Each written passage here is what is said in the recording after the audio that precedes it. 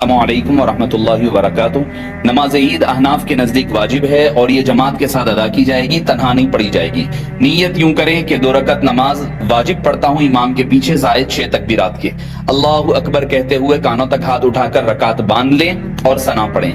दोबारा अल्लाहु अकबर कहते हुए दोनों हाथों को कानों तक हाथ उठाकर छोड़ दें। तीसरी मर्तबा कानों तक हाथ उठाकर छोड़ दें। चौथी मर्तबा कानों तक हाथ उठाकर रकात बांध लें। सूरह फातिहा पढ़ें, ज़म्मे सूरा यानी कोई और सूरा पढ़े।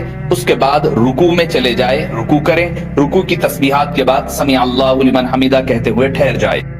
अल्लाहु अकबर कहते हुए पहला सजदा करें, सजदे की तस्बीह, फिर उसके बाद दूसरा सजदा और दूसरे सजदे की तस्बीह पढ़ने के बाद दूसरी रकत के लिए उठकर ठहर जाए। ठहरने के बाद सूरह फातिहा पढ़ी जाएगी और ज़म्मे सूरा पढ़ा जाएगा। अब रुकू में जाने से पहले अल्लाहु अकबर कहते हुए कानों तक हाथ उठा करके छोड़ दें। दूसरी मर्तबा अल्लाहु अकबर कहते हुए कानों तक हाथ उठाकर छोड़ दें। तीसरी मर्तबा अल्लाहु अकबर कहते हुए कानों तक हाथ उठाकर छोड़ दें। चौथी मर्तबा अल्लाहु अकबर कहते हुए बगैर कानों तक हाथ उठाए हुए रुकू में चले जाएं। रुकू की तस्बीह होगी। रुकू की तस्बीह के बाद समी अल्लाहु लिमन हमीदा रब्बना लकल हम्द कहते हुए उठकर ठहर जाए। अल्लाहु अकबर कहते हुए सजदे में जाएं।